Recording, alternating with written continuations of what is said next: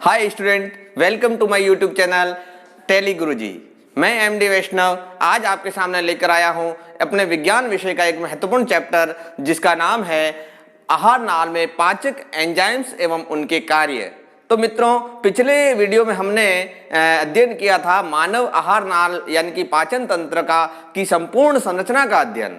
आज हम मानव आहार नाल में स्रावित होने वाले जितने भी एंजाइम्स है उनके कार्य और किस अंग में वो स्रावित होते हैं उनके बारे में हम विस्तृत अध्ययन करेंगे, वो भी ट्रिक के साथ में। तो मित्रों, मैं आपसे एक बार फिर से गुजारिश करता हूं कि यदि आप मेरे चैनल पर नए हैं तो आप इस चैनल को अभी सब्सक्राइब करें और लाइक करें, शेयर करें, ताकि आपको मेरे आने वाले प्रत्येक वीडियो का नोटिफिकेशन तुरंत मिल जाए।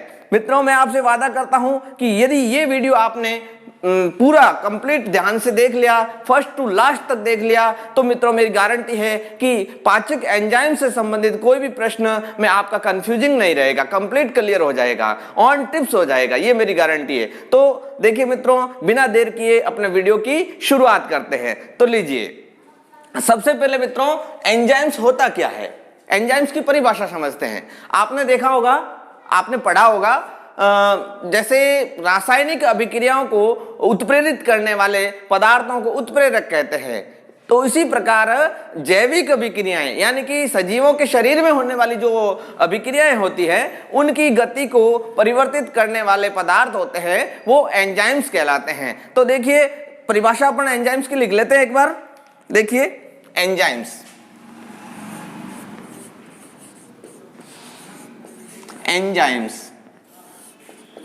क्या होते हैं?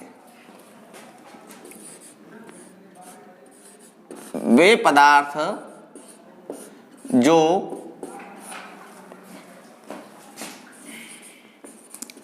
जैव अभिक्रियाओं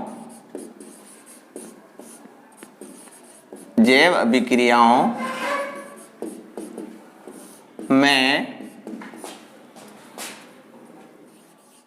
उपस्थित रहकर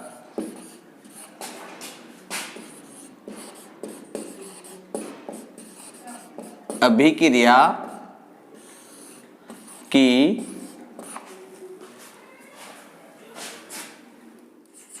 गति को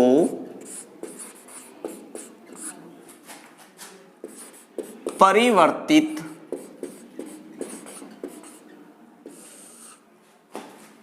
कर देते हैं।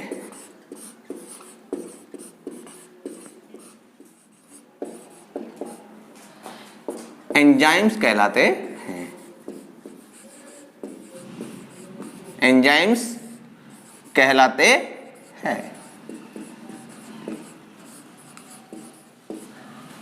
अर्थात इस परिभाषा से स्पष्ट होता है कि ये जैविक अभिक्रियाओं में केवल उपस्थित रहते हैं। इनके जो अणु हैं अभिक्रिया में सक्रिय रूप से भागीदारी नहीं निभाते, इनकी उपस्थिति मात्र से केवल ये अभिक्रिया की गति को परिवर्तित कर देते हैं, अर्थात बढ़ा देते हैं और किसी परिस्थिति में अभिक्रिया की गति को घटा भी देते हैं। तो ऐसे पदार्थ हैं वो क्या कहलाते हैं? एंजाइम्स कहलाते हैं। तो हमारी जो आहार नाल में जो रासायनिक अभिक्रियाएं होती है उन अभिक्रियाओं में भाग लेने वाले जो भी पदार्थ है यानी कि अभिक्रिया को गति को परिवर्तित करने वाले जो पदार्थ है वो एंजाइम्स कहलाते हैं। और उन एंजाइम्स की उपस्थिति के कारण ही हमारे आहार नाल में जो हम भोज्य पदार्थ ग्रहण करते हैं उन भोज्य पदार्थों के जटिल अणुओं का सरलीकरण होता है।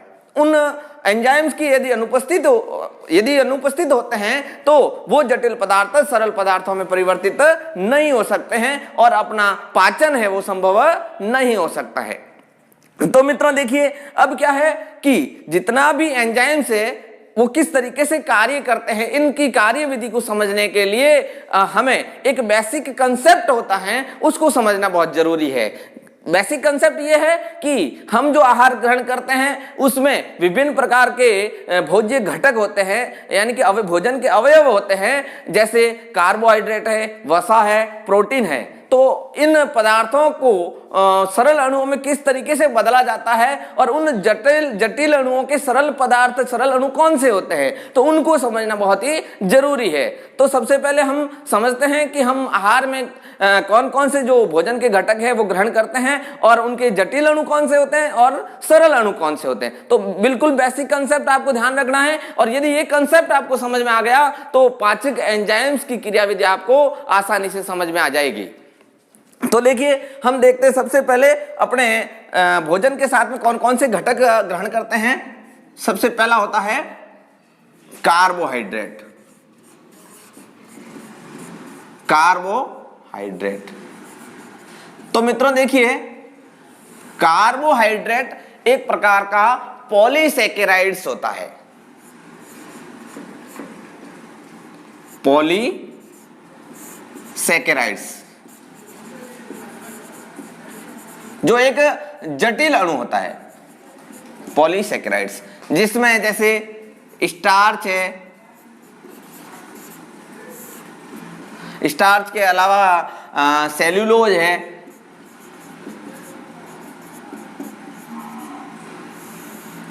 तो ये उदाहरण है किसके, कार्बोहाइड्रेट के, जो जटिल अणुओं के रूप में, ये जटिल अणु हैं। अब ये जटिल अणुओं को जब सरल अणुओं में बदलते हैं तब पॉलीसैकेराइड से इसके जो सरल अणु बनते हैं तो बनते जैसे माल्टोज,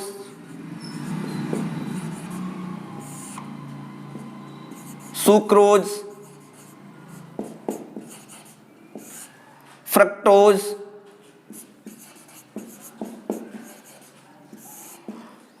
लैक्टोज, ये इनका जो पॉलीसैकेराइड्स है, इनको सैकेराइड में बदल दिया। यानी कि पॉलीसैकेराइड, पॉली का मतलब होता है जब बहुत से अणु मिलकर एक लंबी श्रृंखला बना देते हैं तब इस पॉली शब्द का उपयोग किया जाता है। तो पॉलीसैकेराइड में बहुत से अणुओं की लंबी श्रृंखला होती है, उनको ये एंजाइम से तोड़कर छोटे अणुओं में बदल देते हैं, जैसे माल्टोज, सुक्रोज, फ्रक्टोज, लैक्टोज, इनको बोलते हैं सैकेराइड्स। ये है सैकेराइड्स। सैकेराइड्स का मतलब होता है शर्कराएं, मीठी चीजें, शर्कराएं। इनको और भी सरल अणुओं में बदलते हैं, जो मतलब कार्बोहाइड्रेट की छोटी इकाई होती है, सबसे छोटी इकाई ग्लूकोज, जिसमें बदल जाते हैं। और ग्लूकोज का सूत्र है C6H12O6। तो ये छोटी सी छोटी इकाई किसकी है, कार्बोहाइड्रेट की सबसे सरल पदार्थ है ये। तो ये हो गया कार्बोहाइड्रेट। कार्बोहाइड्रेट के बाद में दूसरे नंबर पे जो भोजन का घटक आता है वो होता है प्रोटीन। वो होता है प्रोटीन। तो देखिए मित्रों, प्रोटीन को जब सरल अणुओं में तोड़ा जाता है तो प्रोटीन क्या होता है, प्रोटीन एक पॉलीपेप्टाइड श्रृंखला होती है। पॉलीपेप्टाइड, जैसे ये पॉलीसैकेराइड है उसी तरीके से प्रोटीन एक पॉलीपेप्टाइड श्रृंखला होती है। पॉलीपेप्टाइड श्रृंखला। अब देखिए, पॉलीपेप्टाइड श्रृंखला पर कोई एंजाइम्स कार्य करेगा तो इसको सरल अणुओं में तोड़ा जाएगा, तब ये पेप्टाइड बनेगा। पेप्टाइड। और पेप्टाइड क्या होता है, जब पेप्टाइड और छोटे अणुओं में बदलेगा तब एमिनो अम्लों में बदल जाएगा, एमिनो अम्ल बनेंगे। तो ओवरऑल हम ये कह सकते हैं कि जो प्रोटीन्स बने हैं वो एमिनो अम्लों से बने होते हैं। जब प्रोटीन को सरल पदार्थों में तोड़ा जाता है, सरल अणुओं में तोड़ा जाता है, तब एमिनो अम्ल बनते हैं। यानी कि एमिनो अम्ल मिलकर, एमिनो अम्लों के बीच में जो बंध बनता है उसको पेप्टाइड बॉन्ड कहते हैं, पेप्टाइड बंध कहते हैं। और ये बार बार जब 1, 2, 3 से अनंत तक बहुत सारे एमिनो अम्ल जब आपस में जुड़ते हैं तब प्रोटीन का निर्माण होता है। तो समझ गए होंगे, प्रोटीन को सरल पदार्थ में तोड़ने पर किस में बदल जाता है प्रोटीन, एमिनो अम्ल। और एमिनो अम्ल मानव के शरीर में बहुत ही आवश्यक होते हैं। अब है तीसरा पॉइंट, प्रोटीन के बाद में आता है वसा। जब वसा पर कोई एंजाइम्स कार्य करेगा तब वसा को सरल अणुओं के रूप में बदलने पर वसा वसीय अम्लों और ग्लिसरॉल।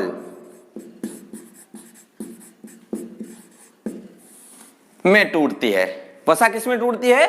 वसीय अम्लों और ग्लिसरॉल में टूटती है। तो ये जटिल अणु हो गया वसा, फैट्स, जिसको लिपिड भी कहते हैं, और इसके सरल अणु बन गए वसीय अम्ल और ग्लिसरॉल।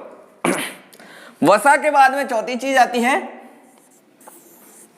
न्यूक्लिक अम्ल। न्यूक्लिक अम्ल, वैसे ये हम भोजन के साथ ग्रहण नहीं करते हैं, लेकिन न्यूक्लिक अम्लों पर, न्यूक्लिक अम्ल भी हमारे जो आहारनाल में है जटिल पदार्थ के रूप में उपस्थित होते हैं। तो इनको जब एंजाइम्स तोड़ते हैं तब न्यूक्लिक अम्ल किसमें बनते, बदलते हैं? दो पदार्थ बनते हैं, न्यूक्लियोटाइड।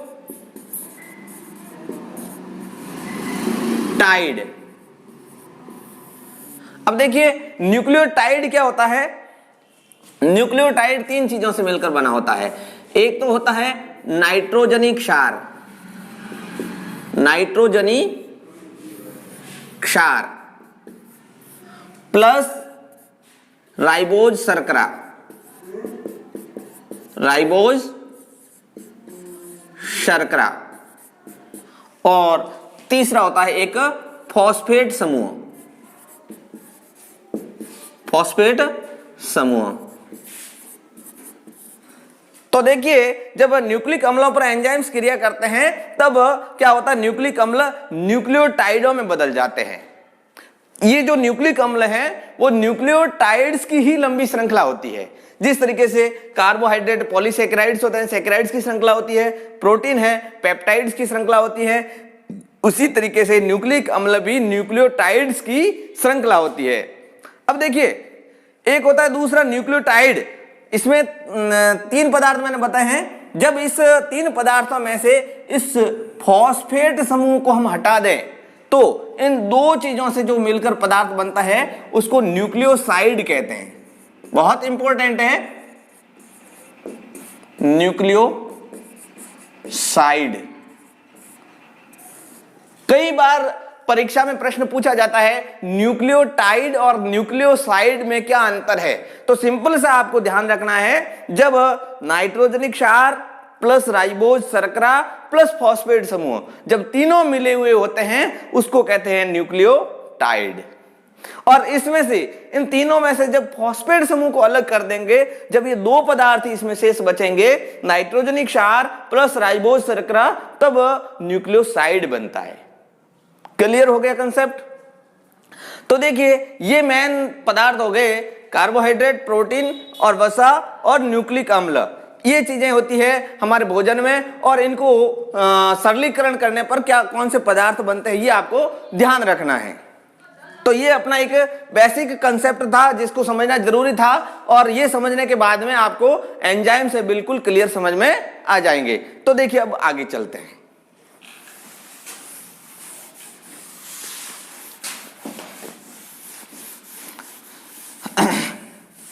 अब हमारी आहार नाल में जितने भी एंजाइम्स हैं उनके बारे में अपन देखते हैं।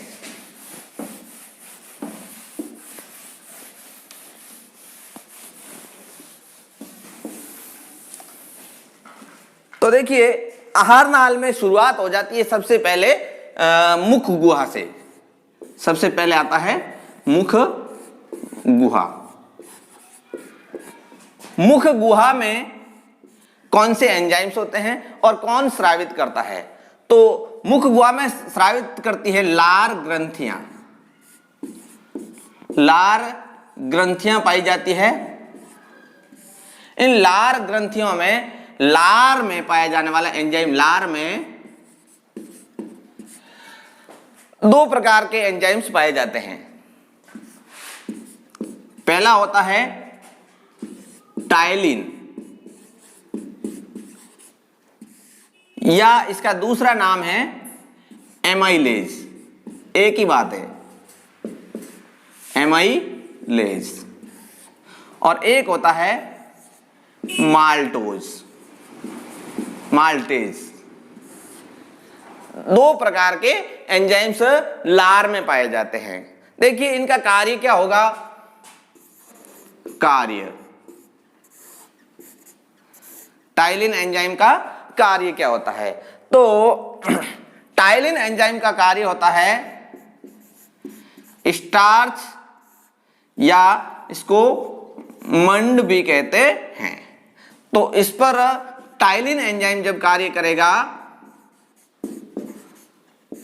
तब ये टाइलिन एंजाइम कार्य करेगा तो स्टार्च या माल्टोज है, सॉरी स्टार्च या मंड है वो माल्टोज में बदल जाएगा,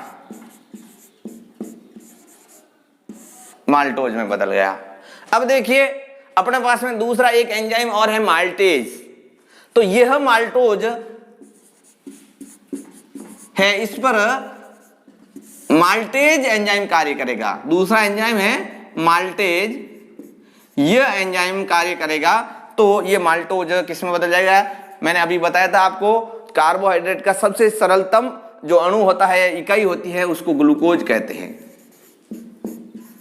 तो ये ग्लूकोज में बदल गया, ये सबसे सरल इकाई होगी। तो कुल मिला के मुख गुहा में ही पाचन का कार्य शुरू हो जाता है। स्टार्च है, पॉलीसेकेराइड्स, टाइलिन एंजाइम ने इस पर कार्य किया तो बदल गया माल्टोज में, यानी कि इससे थोड़ा सरल अणु है। फिर माल्टोज पर पुनः एंजाइम सक्रिय हुआ, कौन सा? Maltase enzyme. इस माल्टेज ने इसको सरलतम इकाई ग्लूकोज में बदल गया। तो कुल मिला के प्रश्न ऐसे बन सकता है, मुख गुहा में पाचन होता है किसका? कार्बोहाइड्रेट का, वसा का, प्रोटीन का या अन्य कोई भी दे सकते हैं। तो आपको सीधा सा उत्तर देना है, मुख गुहा में पाचन किसका होता है? कार्बोहाइड्रेट का। यह स्टार्च या मंड है वो कार्बोहाइड्रेट का ही रूप है, मैंने पहले बता दिया था आपको। तो ये हो गया मुख गुहा की बात। मुख गुहा के बाद में 2 नंबर आता है फिर सीधा आमाशय।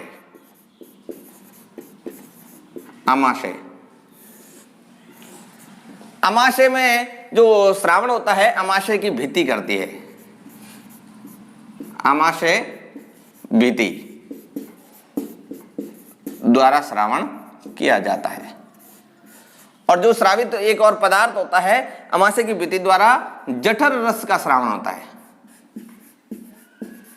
जठर रस का श्रावण होता है। इस जठर रस में एक एसिड होता है जिसको कहते हैं HCl, हाइड्रोक्लोरिक अम्ल। कहां पाया जाता है? जठर रस में पाया जाता है। अब देखिए आमाशय में 2 प्रकार के एंजाइम क्रियाशील होते हैं। एक तो होता है पहला पेप्सिन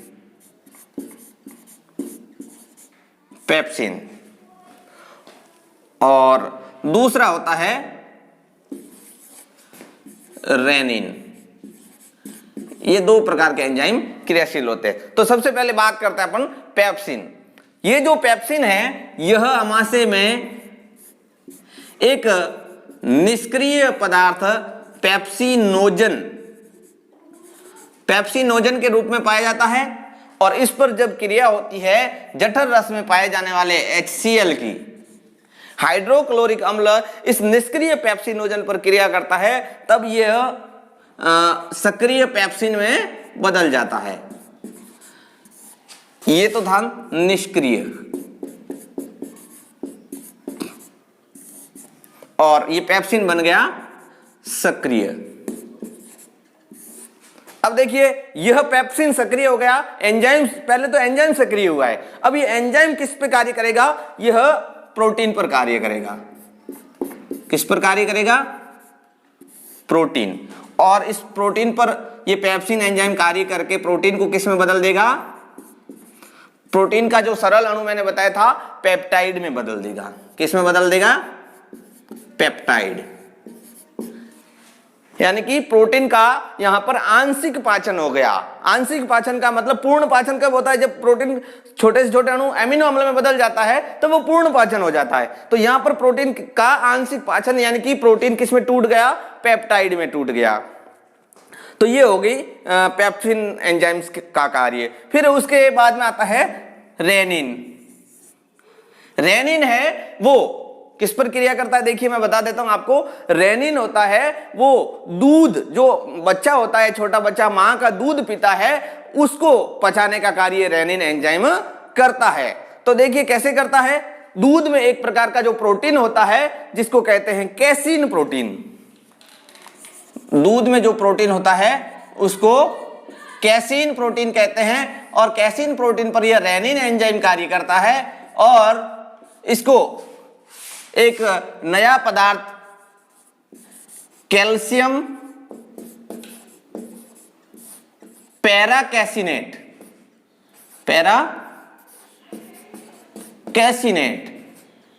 कैल्शियम पैराकैसिनेट में बदल देता है, जो एक प्रकार से ये कहें कि दही का रूप होता है, कैल्शियम पैराकैसिनेट।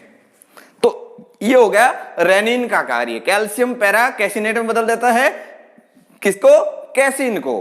तो ये हो गया रेनिन का कार्य। तो ये अमाशय का कार्य। अमाशय में जो एंजाइम्स है दो प्रकार के, पेप्सिन और रेनिन, और ये पेप्सिन होता है वो निष्क्रिय अवस्था में पेप्सिनोजन में होता है, उसको HCl के साथ क्रिया करने के बाद में सक्रिय पेप्सिन में बदल जाता है, फिर प्रोटीन पर कार्य करता है, ये पेप्सिन और पेप्टाइड में बदल देता है। दूसरी तरफ रेनिन है वो कैसीन नामक प्रोटीन पर जो दूध में पाया जाता है और उसको कैल्शियम पैराकैसिनेट में बदल देता है।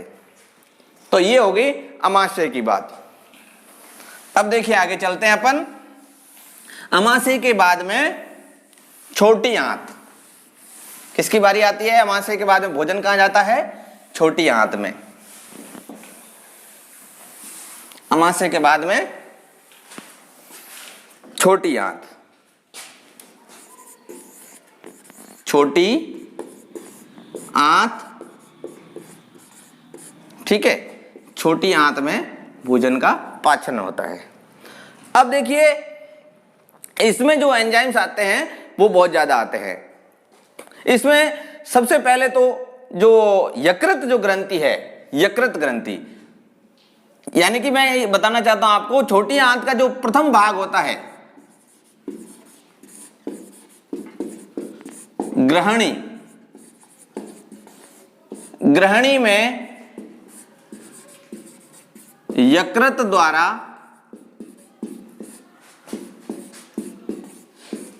पित्त लवणों, पित्त रस का श्रावण किया जाता है, पित्त रस का श्रावण किया जाता है, ठीक है। अब इस पित्त रस का कार्य क्या होता है? वसा का पायसीकरण करना, वसा का इमल्सेशन या पायसीकरण कौन करता है? पित्तरस। पित्तरस है वसा का पायसीकरण करके वसीय अम्लों में बदल देता है, वसीय अम्लों में बदल देता है। तो ये हो गया यकृत का कार्य। अब देखिए यहीं पर ग्रहणी में ही, यानी कि छोटी आंत में ग्रहणी है वो छोटी आंत का ही भाग है, तो एक और जो क्या कहते हैं उसको ग्रंथि जुड़ी होती हैं जिसको कहते हैं अग्नाशय ग्रंथि।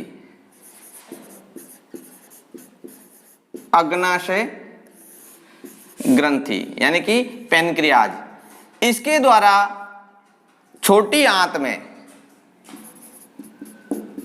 छोटी आंत में विभिन्न एंजाइमों का श्रावण किया जाता है। तो ये एंजाइम्स कौन कौन से होते हैं देखिए मैं लिख देता हूं। नंबर 1 आता है एमाइलेज, एमाइलेज। नंबर 2 आता है लाइपेज, लाइपेज।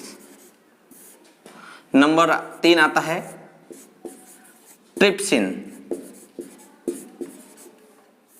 नंबर 4 आता है chymotrypsin.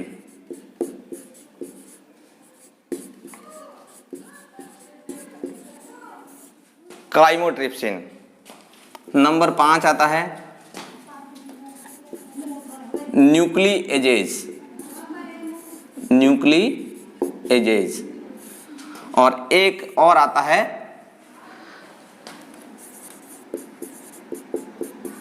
Carboxy peptidase, carboxy peptidase.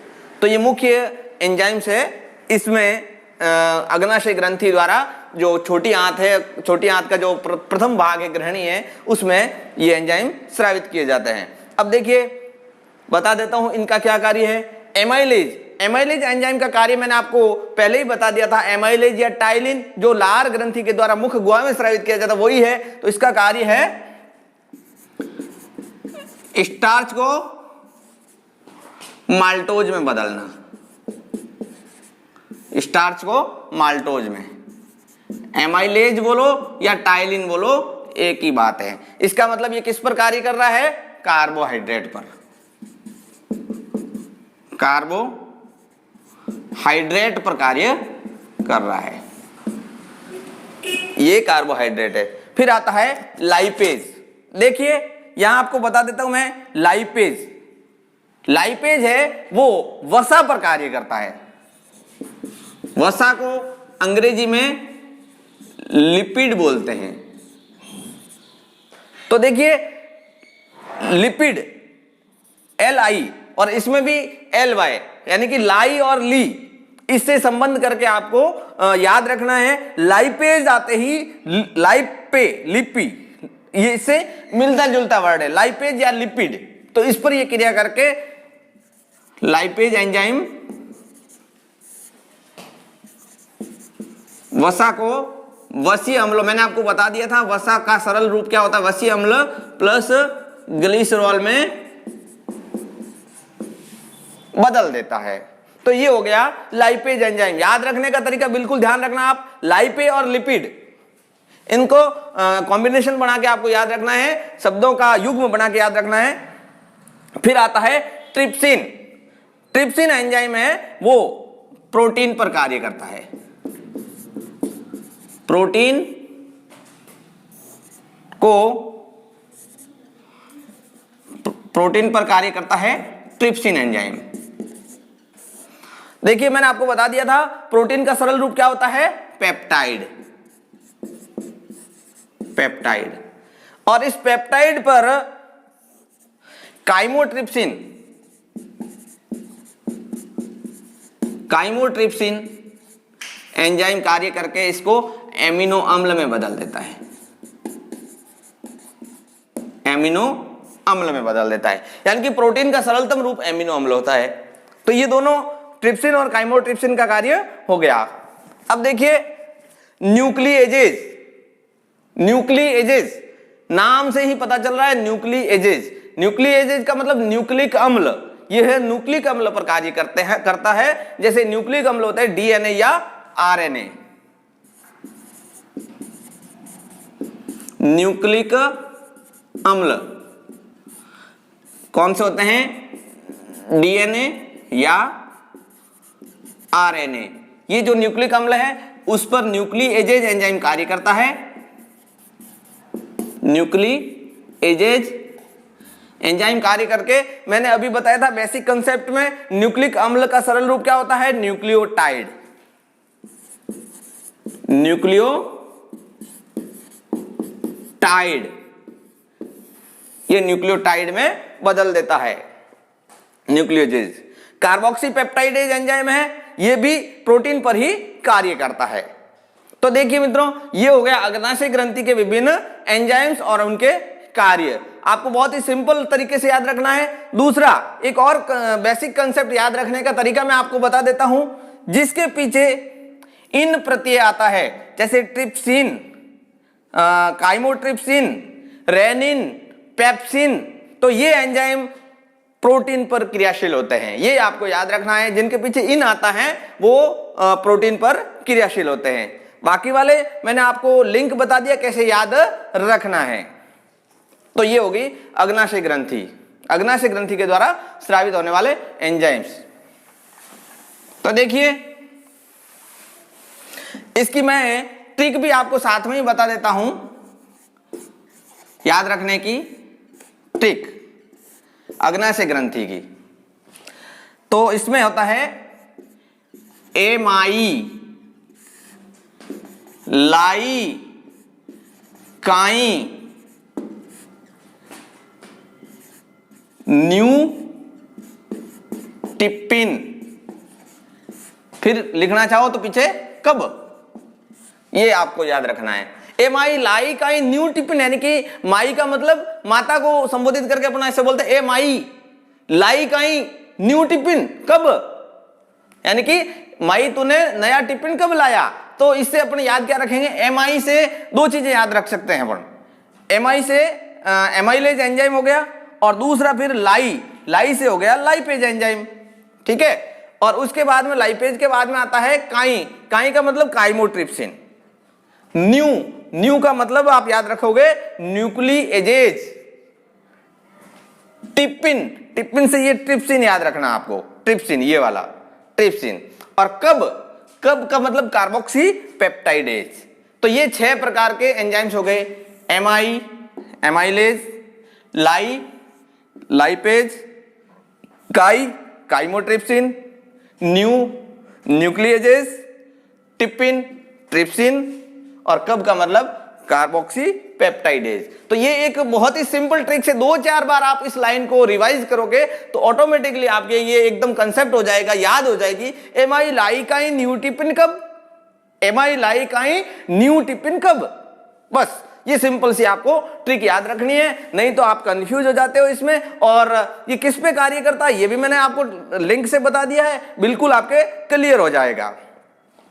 तो ये हो गया अग्नाशय ग्रंथि का।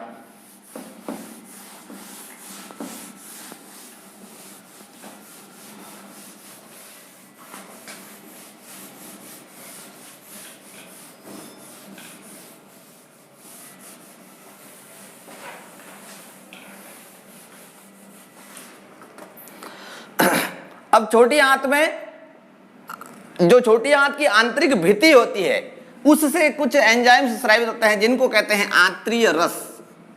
वो भी छोटी आंत में ही होते हैं, आंत्रीय रस।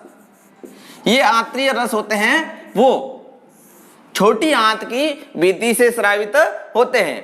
तो देखिए ये एंजाइम्स कौन कौन से, देखिए एक बार लिख देता हूं मैं। एक होता है माल्टेज, दूसरा सुक्रेज,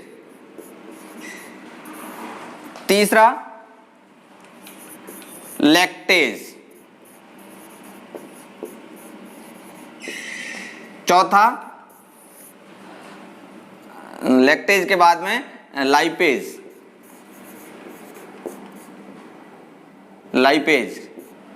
पांचवा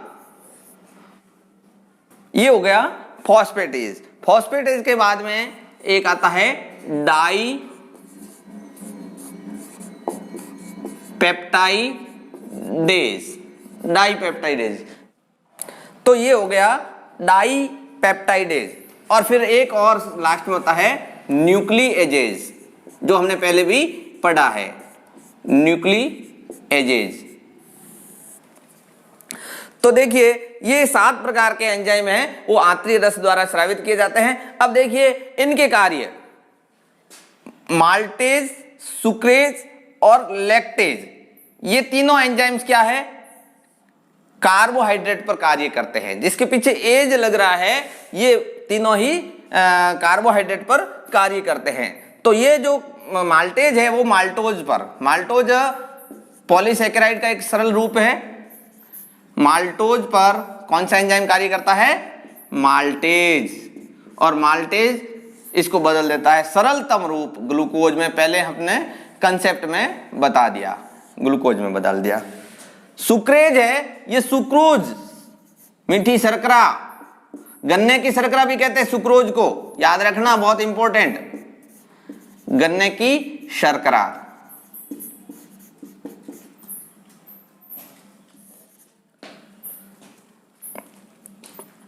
माल्टेज, सॉरी गन्ने की शर्करा माल्टोज को कहते हैं, गन्ने की शर्करा, माल्टोज को गन्ने की शर्करा कहते हैं। अब देखिए सुक्रोज पर कार्य करता है सुक्रेज एंजाइम, और इसको भी बदल देता है ग्लूकोज में, इसको ग्लूकोज में बदल दिया। फिर आता है लैक्टेज, यह लैक्टोज पर कार्य करता है, लैक्टेज एंजाइम और लैक्टोज को ग्लूकोज में बदल देता है। ये लैक्टोज है, दूध की शर्करा होती है, दूध की शर्करा होती है ये लैक्टोज शर्करा। तो ये तीनों ही हो गए, माल्टेज, सुक्रेज और लैक्टेज का कार्य हो गया, ये हो गया कंप्लीट। अब आता है लाइपेज। लाइपेज का वही मैंने आपको बता दिया, लिपिड यानी वसा पर कार्य करता है लाइपेज, वसा या लिपिड पर कार्य करता है लाइपेज एंजाइम, और वसीय अम्लों में प्लस ग्लिसरॉल में बदल देता है। फिर आता है फॉस्फेटेज एंजाइम। ये फॉस्फेटेज एंजाइम से वो न्यूक्लियोटाइड पर कार्य करता है, न्यूक्लियोटाइड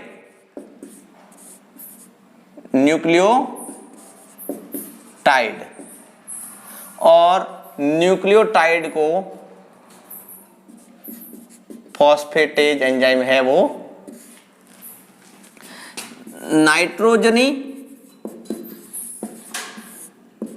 क्षारक प्लस शर्करा यानी राइबोज शर्करा में बदल देता है। डाइपेप्टाइडेज एंजाइम है, ये भी प्रोटीन पर कार्य करता है और प्रोटीन को पेप्टाइड में बदल देता है, ये पहले बता दिया है। अब न्यूक्लिएजेज, ये न्यूक्लिएजेज एंजाइम है, ये भी मैंने पहले आपको बता दिया। न्यूक्लिएजेज एंजाइम किस पर कार्य करेगा? न्यूक्लिक अम्लों पर कार्य करेगा, न्यूक्लिक अम्लों पर कार्य करके इसको न्यूक्लियोटाइड व न्यूक्लियोसाइड में बदल देता है, साइड में बदल देता है। ये सरल रूप में हो गए। तो देखिए मित्रों, ये हो गए अपने आंतरिक रस और आंतरिक रसों के द्वारा कौन से पदार्थ को किस सरल रूप में बदला जाता है, इनका पूरा विवरण।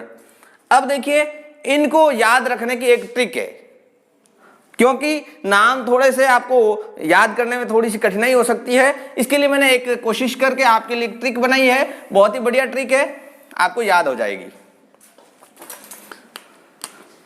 तो ट्रिक है, देखिए, आपको केवल एक लाइन याद रखनी है। अंत में मासूम ले लीजिए न्यू डीपी का फोटो।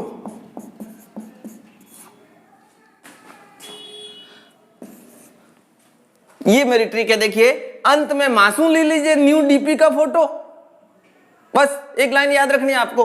अंत में मासूम ले लीजिए न्यू डीपी का फोटो। आपने जो नई डीपी लगाई है उसका फोटो मेरे से ले लेना। अंत में मासूम ले लीजिए न्यू डीपी का फोटो। देखिए, इसको समझते हैं। अंत में का मतलब आंत में या आंतरिक रस। अंत में का मतलब हो गया आंतरिक रस या आंत में। ठीक है, ये कहां पाए जाते हैं? आंत में, छोटी आंत में। मां का मतलब हो गया माल्टोज। मासूम यानी मेरे से, मासूम का मतलब हो गया सुक्रेज। ले का मतलब लैक्टेज। लीजे का मतलब लाइपेज, लीजे या लाइपेज। न्यू का मतलब हो गया न्यूक्लिएजेस। डीपी का मतलब डाइपेप्टाइडेज। डी का मतलब डाई, पी का मतलब पेप्टाइडेज। का साइलेंट रहेगा, ये एक संयोजक के रूप में मैंने लगाया है। फोटो का मतलब हो गया फॉस्फेटेज। तो कितने एंजाइम हो गए? 1 2 3 4 5 6 7। सातों एंजाइम आपके एकदम क्लियर हो गए। तो बिल्कुल क्लियर हो जाएंगे। एक बार ये लाइन आपको याद हो गई, बिल्कुल आपका कंफ्यूजिंग नहीं हो जाएगा, होगा और कंफ्यूजिंग बिल्कुल दूर हो जाएगा। तो देखिए, तो ये हो गया मेरा एंजाइम्स वाला टॉपिक, बहुत क्लियर कर दिया मैंने आपके लिए और बहुत मेहनत की है। तो मुझे आशा है कि मित्रों आपको ये मेरा टॉपिक पूरा क्लियर समझ में आ गया होगा। और यदि वास्तव में आपको मेरा ये वीडियो अच्छा लगा है तो आपको अभी इसी वक्त इस चैनल को सब्सक्राइब कर दीजिए, अपने मित्रों को शेयर कीजिए, लाइक कीजिए, ताकि मेरे आने वाला हर वीडियो का नोटिफिकेशन आप तक पहुंच जाएगा। और इससे भी और शानदार ट्रिक्स मैं लेकर आपके सामने उपस्थित होऊंगा। और इसी के साथ में धन्यवाद और देखने के लिए बहुत बहुत धन्यवाद।